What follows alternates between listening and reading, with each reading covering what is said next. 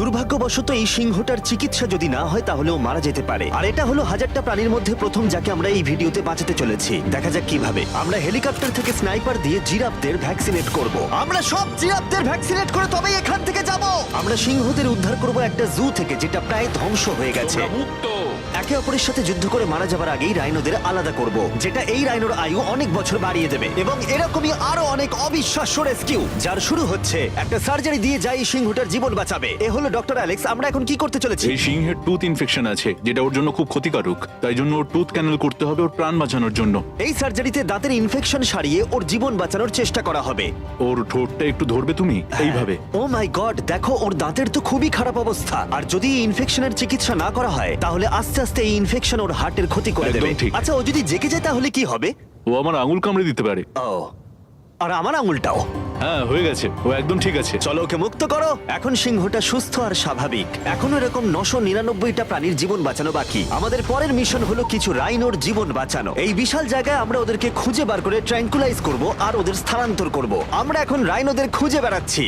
ওদিকে চ্যান্ডলার রয়েছে আকাশে। আমি হেলিকপ্টারে করে চারিদিকে ঘুরে বেড়াচ্ছি। যদি কোনো রাইনো দেখতে পাই তাহলে আমরা তাকে রেস্কিউ করব। এখানে শক্তিশালী রাইনোরা দুর্বল রাইনোদের তাড়িয়ে দেয়, কিন্তু যেহেতু এই এলাকার চারপাশটা বেড়া দিয়ে ঘেরা আছে তাই দুর্বল রাইনোরা এখান থেকে কোথাও যেতে পারে না, আর তার ফলে ওদেরকে মেরে ফেলা হয়। হ্যাঁ, একদমই তাই। তাই প্রথমে আমরা ওদেরকে ঘুম পাড়াবো আর তারপর ওদেরকে এমন একটা জায়গায় নিয়ে যাব যেটা ওদের নিজস্ব জায়গা হবে, যেখানে ওরা বেঁচে থাকার জন্য পর্যাপ্ত খাবার আর জল পাবে। তার ফলে ওরা শক্তিশালী হবে। চলো আমরা কি ওখানে রেস্কিউ করি? ঠিক আছে, ও রাইনো দেখতে পেয়েছে। চলো চলো চলো। তো আমার কাছে ট্র্যাঙ্কুলাইজার গান আছে। আমি এটা মেরে ওকে ঘুম পাড়িয়ে দেবো যাতে আমরা ওকে সুরক্ষিতভাবে ধরতে পারি। আমরা পেরেছি। চ্যান্ডলার রাইনোকে হিট করেছে। চলো চলো।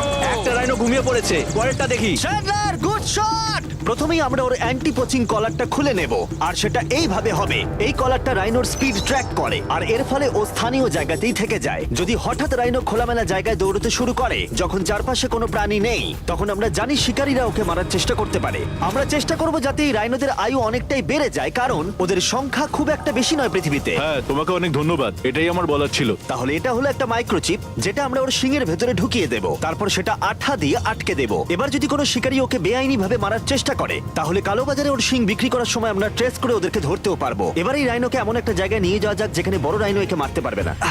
আমি জানি এটা দেখে বড় অদ্ভুত লাগছে, কিন্তু এটা এই রাইনোর আয়ু অনেকটাই বাড়িয়ে দেবে। চলো ওকে ভেতরে ঢোকাও, এটা তোমার ভালোর জন্যই। ভিতরে ঢোকো। আমরা এমন একটা সুরক্ষিত জায়গায় এখন রয়েছি যেখানে এই রাইনোকে কেউ তাড়াবে না আর মেরেও দেবে না। ঠিক আছে, আমরা এখন থেকে ওকে হিপো বলে ডাকবো। হিপো? ও তো রাইনো। হ্যাঁ, কিন্তু ওর নাম হিপো। ওকে আমি ডাকবো হিপো দ্য রাইনো। ঠিক আছে। ঠিক আছে, হিপো দ্য রাইনো, তোমার জীবন ভালো কাটুক। আমাদের এখনো অনেক প্রাণীদের জীবন বাঁচাতে হবে। আর অন্যদিকে আমার বন্ধুরা যখন দুটো ছোট রাইনোর জীবন বাঁচালো, তখন এদিকে আমরা নজর দিলাম একটু লম্বা প্রাণীর দিকে, জিরাফস। নাও ভ্যাকসিন। আমরা ওদেরকে ভ্যাকসিন শুট করলাম। দারুণ। রাইনোদের ট্র্যাঙ্কুলাইজ একটু আলাদা ছিল, কারণ এই হাই পাওয়ার্ড এয়ার রাইফেলগুলো এই জিরাফের শরীরে একটা বড় সিরিঞ্জ ঢুকিয়ে দেয় যেটাতে রয়েছে জীবন বাঁচানোর ওষুধ। তোমাদের ভ্যাকসিন এনজয় করো, দিন তোমাদের ভালো কাটুক। ওরা পালাচ্ছে কেন? আমরা তো ওদের জীবন বাঁচাচ্ছি। এই গোটা ভিডিওতে আমরা হাজারেরও বেশি প্রাণীদের জীবন বাঁচাবো, কিন্তু আমার মনে হয় জিরাফদের এটা কেউ বলেনি, কারণ ওরা এটাকে আরো কঠিন করে তুলছিল। জিরাফ, আমি তোমাকে ভ্যাকসিনেট করার চেষ্টা করছি। এটা তোমার জন্য ভালো, সত্যি বলছি জিরাফ, ভ্যাকসিনটা নিয়ে নাও। আরে ও তো অনেকটা দূরে চলে গেল। মনে হচ্ছে আমাদের ট্যাকটিক্স এবার বদলাতে হবে। যেহেতু এই অঞ্চলটা আয়তনে বিশাল, তাই এটাই হলো সবচেয়ে সহজ পথ যাতে ওরা ভ্যাকসিনেট হয়। যদি ওখানে জিরাফদের কোনো কঠিন অসুখ হয় তাহলে কি ওরা মারা যেতে পারে? হ্যাঁ, 100% ওরা মরে যাবে। তাই নাকি? ও মাই গড, চলো আরো জিরাফের প্রাণ বাঁচানো যাক। ওই দেখো, ওখানে আরেকটা রয়েছে। আর সব জিরাফদের ভ্যাকসিনেট না করে আমরা এখান থেকে যাব না। যদিও এখানে বাতাস অনেকটা বড় প্রতিবন্ধকতা। তুমি এখন ওষুধ পেয়ে গেছো, ভালো থেকো। আমি আরো সাহায্য চাইলাম যাতে যতটা বেশি সম্ভব প্রাণীদের আমরা বাঁচাতে পারি।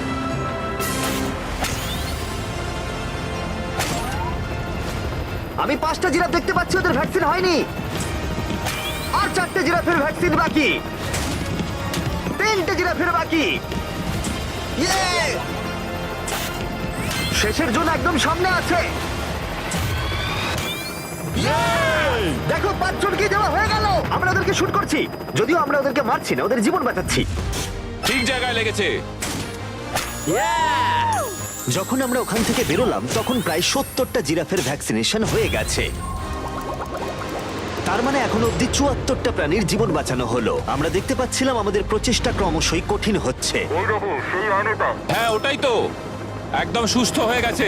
ভাই, কে জানতো জিরাফদের ভ্যাকসিনেশন করা এতটাই মজাদার হতে চলেছে। কিন্তু এখনো আমাদের প্রচুর প্রাণীদের জীবন বাঁচানো বাকি রয়েছে।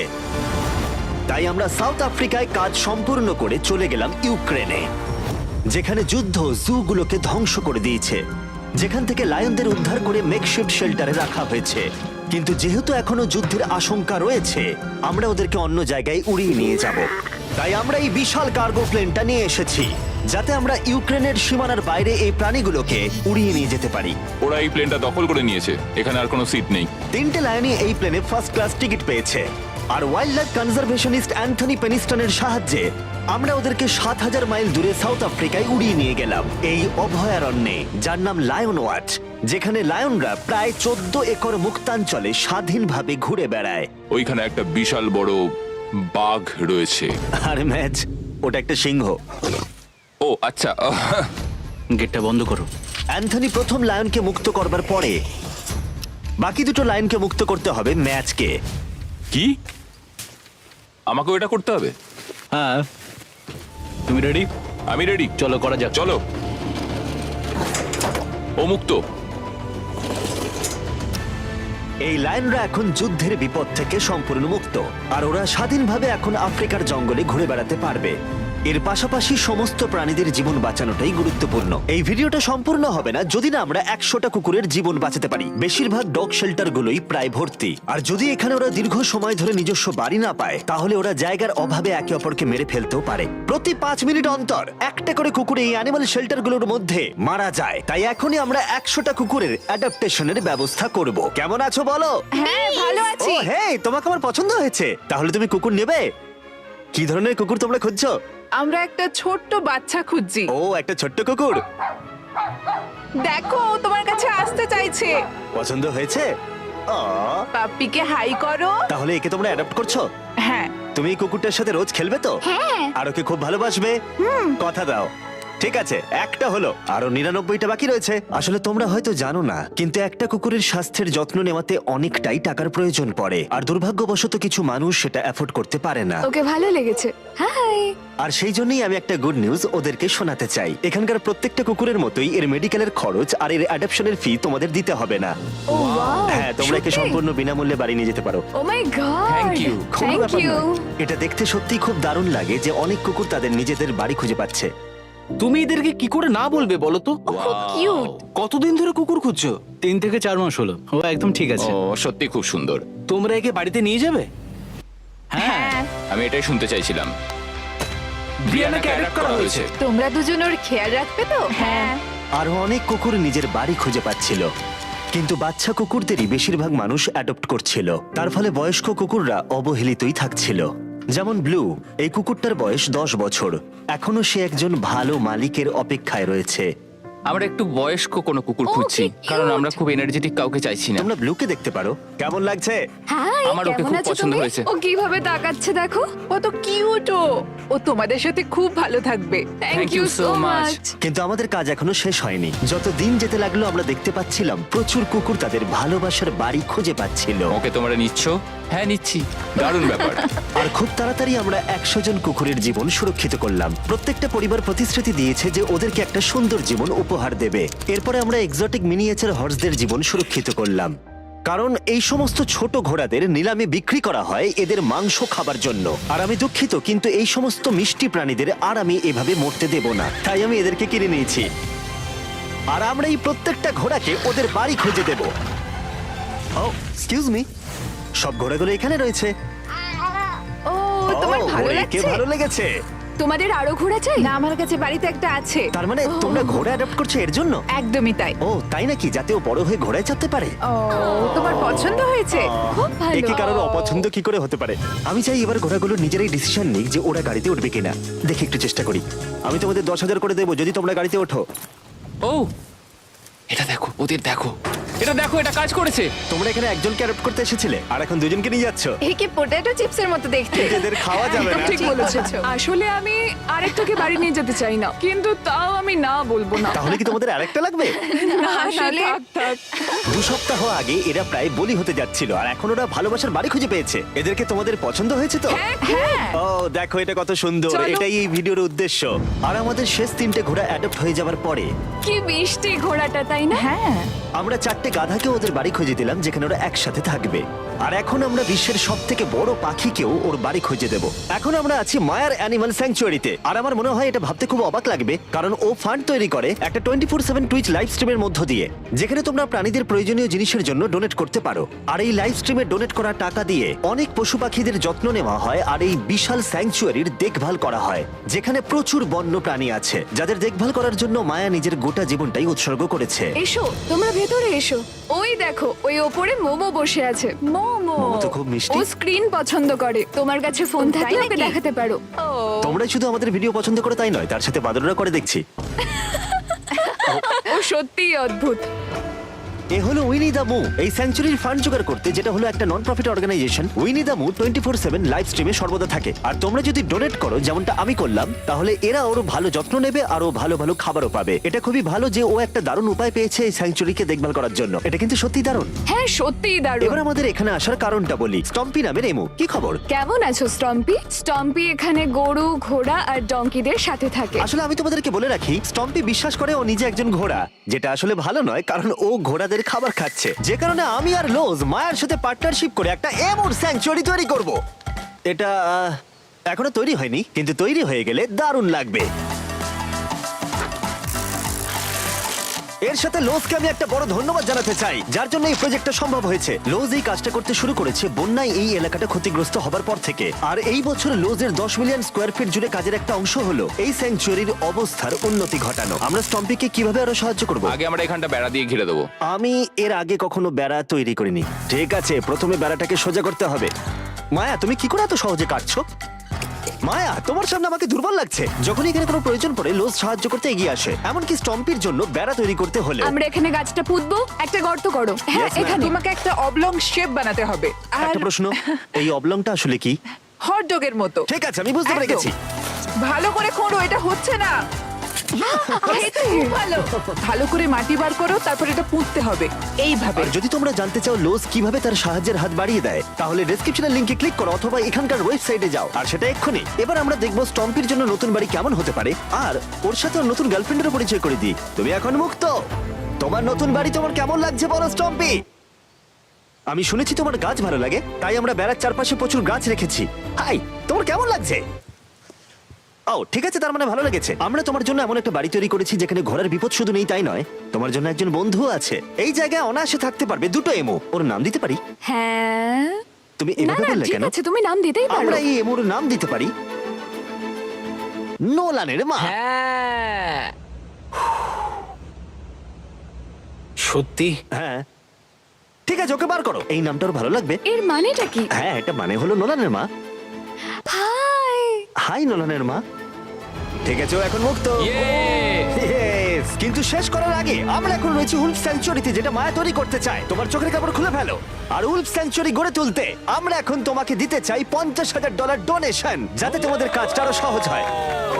এই বছরের শুরুতে মায়ার অ্যানিমাল স্যাংচুয়ারি টেক্সাসের বন্যায় অনেকটাই ক্ষতিগ্রস্ত হয়েছিল, আর সত্যিই এটার পুনর্গঠনের দরকার ছিল। কিন্তু লোজকে ধন্যবাদ, মায়া এখন সহজেই তার উলফ স্যাংচুয়ারি গড়ে তুলতে পারবে। এটা সত্যিই দারুণ। Thank you so much. এরপরে আমরা দুজন সি লায়ন্সের জীবন বাঁচাবো, যার শুরু হবে রকিকে দিয়ে, দুর্ভাগ্যজনকভাবে যার মাথায় বুলেট লেগেছিল।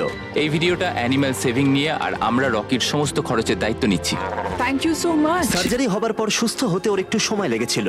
এদিকে গার্ট্রিউড, ও হ্যালো। আমাদের অন্য সি লায়ন, যে মুক্ত হবার অপেক্ষায় ছিল, যে এর আগে একটা নেটে আটকে পড়ে ভয়ঙ্করভাবে আহত হয়েছিল এবং মরতে বসেছিল। চলো গাট্রিউডকে মুক্ত করি। রেডি? রেডি। ঠিক আছে, 3, 2, 1, গো!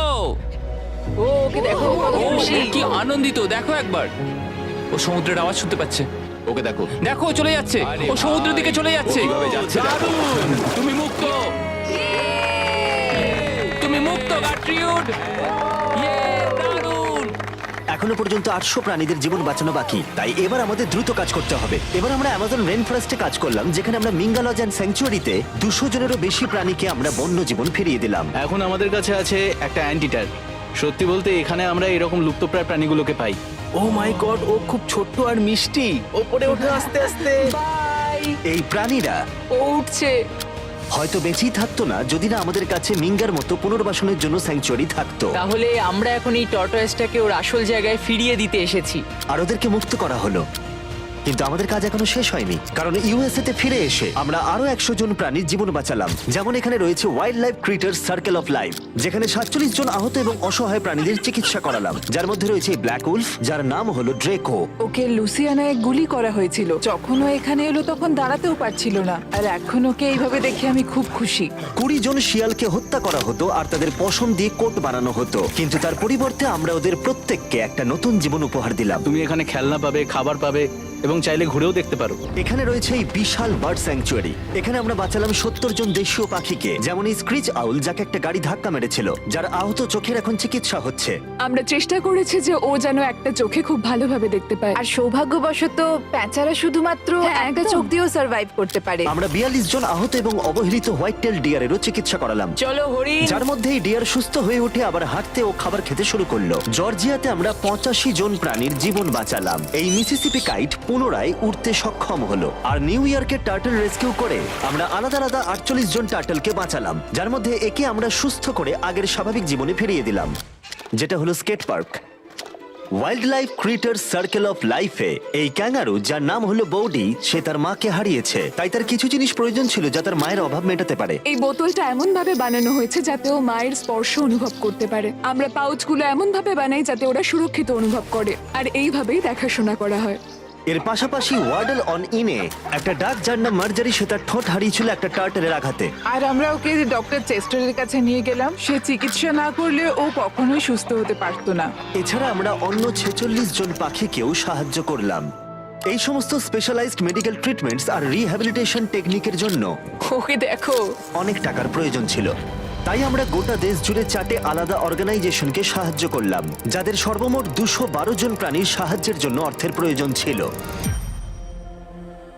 এই সমস্ত অসাধারণ প্রাণীদের দিকে ফিরে তাকালে আমরা তোমাদের ধন্যবাদ জানাতে চাই, তোমাকে ভিউয়ারদের, আমাদের এরকম একটা সুযোগ করে দেবার জন্য। আমরা 1000 জন প্রাণীর জীবন বাঁচালাম, কিন্তু আমাদের কাজ এখনো শেষ হয়নি। যদি তোমরা চাও আমরা আরো 1000 জন প্রাণীর পাশে দাঁড়াই, তাহলে এই ওয়েবসাইট ভিজিট করো। চলো এই সমস্ত প্রাণীদের জীবন সুরক্ষিত এবং স্বাভাবিক রাখতে একসাথে কাজ করি।